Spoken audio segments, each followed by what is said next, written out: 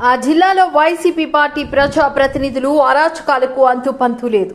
విజయనగరం జిల్లాలో రేగిడి ఆముదాల వలస కొమరి గ్రామంలో కాలు మోపితే చాలు కబ్జా చేసేస్తున్నారు. ఇప్పుడు భూ బకాసురులుగా మారాడు ఓ కేటుగాడు. కాలు మోపితే చాలు ఆ గ్రామంలో కాజేస్తున్నాడు. ఆ గ్రామంలో భూములు భస్మమైపోతున్నాయి. ఆయన పేరు చెబితే చాలా మంది భూస్వాములు, రైతులు, ప్రజలు కంపించిపోతున్నారు.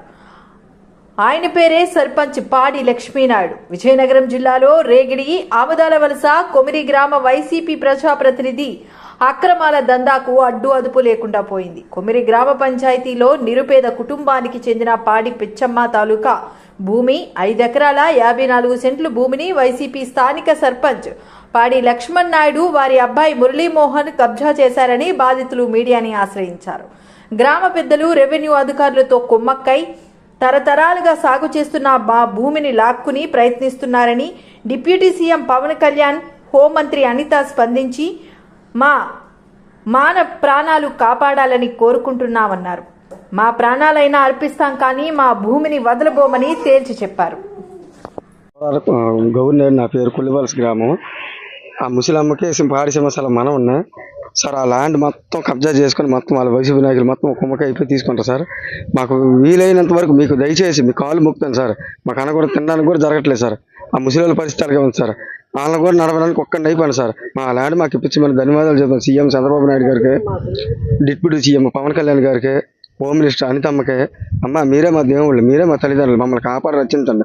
మా ల్యాండ్ మాకు ఇప్పించండి. మీ దయ అమ్మ, మీకు దేవుడు మీ పిల్లలకైనా జరుగుద్ది. మా పరిస్థితి అలాగ ఉంది. ఆ ముసలి దానికి కూడా పూర్తిగా తినడానికి కూడా బియ్యం లేకుండా అయిపోయినాయి మా పరిస్థితి. అమ్మ ప్రభుత్వం ఇచ్చే బియ్యం ధర బతుకుతానమ్మా. మాకు పూర్తిగా ఏ పనికి వెళ్ళినా 200, 300 అన్సీజన్ బతకడానికి కూడా కష్టం అయిపోయింది, మందులకు కూడా కష్టం అయిపోయింది. అమ్మ దయచేసి మీరే ఏడు చేస్తాను నాకు తెలియదు అమ్మ. మీరు కాపాడుకుంటే మీ ఫోటోలు ఇంట్లో పెట్టుకొని మొక్కుంటాం అమ్మ. అమ్మ మీ దయ. అయితే గత వైసీపీ ప్రభుత్వం ఉన్నప్పుడు మొత్తం ఆక్యుపై చేసుకుని మొత్తం లంచాలు అందరికీ కట్టేసి ప్రతి ఒక్కళ్ళు ఉన్నా విఆర్ఓకి, ఆర్ఏకి, ఎంఆర్ఓకి అందరికి ఉన్నా వాళ్ళందరికీ లంచాలు కట్టేసి మొత్తం ఆపేశారు. మాకనేది సెంటు భూమి ఇవ్వలేదు.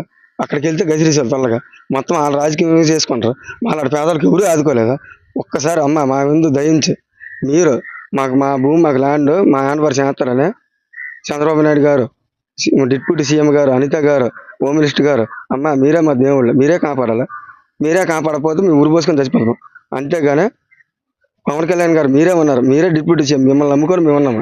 ఇది కూడా మీ అందరం కుర్రాలు యూత్గా మీ అందరం నమ్ముకొని ఉన్నాము. మరి మీరే దయచేసి ఇవ్వకపోతే మరి మేము చచ్చిపోవడమే శరణము. మేము చచ్చిపోవాలంటే ఆ పని చేయండి సార్. Thank you sir. నా పేరు దేవి సార్. డిప్యూటీ సీఎం గారికి నమస్కరించి చెప్తున్నాను.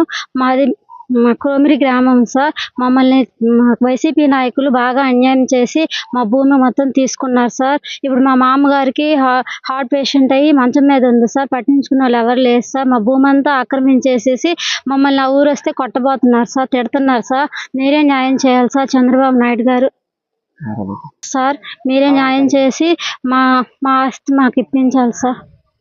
వాళ్ళు ఎవరంటే పాడి లక్ష్మణనాయుడు సార్, ఊరు వైసీపీ ప్రెసిడెంట్ సార్. పాడి మురళీమోహన్ వాళ్ళ అబ్బాయి సార్. మళ్ళీ పప్పల రాము, మళ్ళీ పప్పల వెంకటనాయుడు సార్, మళ్ళీ పాడి సన్యాస నాయుడు, మళ్ళీ పాడి సత్యనారాయణ వారసుడు పాడి బాలకృష్ణ. వీళ్ళందరూ మోసం చేసి తీసుకుంటున్నారు సార్. మమ్మల్ని ఆ ఊరు వస్తే కొడుతున్నారు సార్, తిడుతున్నారు సార్. మీరే వచ్చి దయచేసి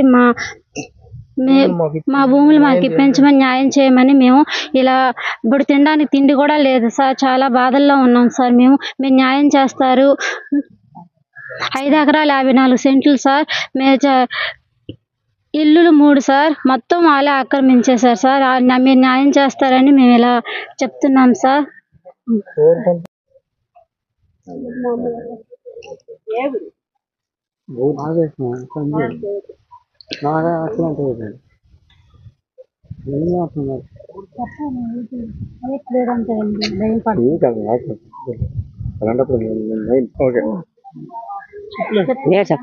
వెంకటరమణ నా పేరు. పాడి సింహాచలం నాయుడు మా నాన్నగారు. మా నాన్నకి నేను ఒక్కదాన్ని కూతురు. మమ్మల్ని మోసం చేసి ఇంటి పెద్ద మనుషులు, ఈ ఊరు పెద్ద మనుషులు అంతా మా నాన్నకాడ తీసుకున్నారు. వయసపు మా నాన్నకి ఆటో డ్రైవర్ వచ్చి బాగోలేక మా అమ్మను అన్యాయం చేసి మా ఆస్తులు తీసుకున్నారు సార్. మాకు మాట్లాడడానికి కూడా ధైర్యం రావట్లేదు.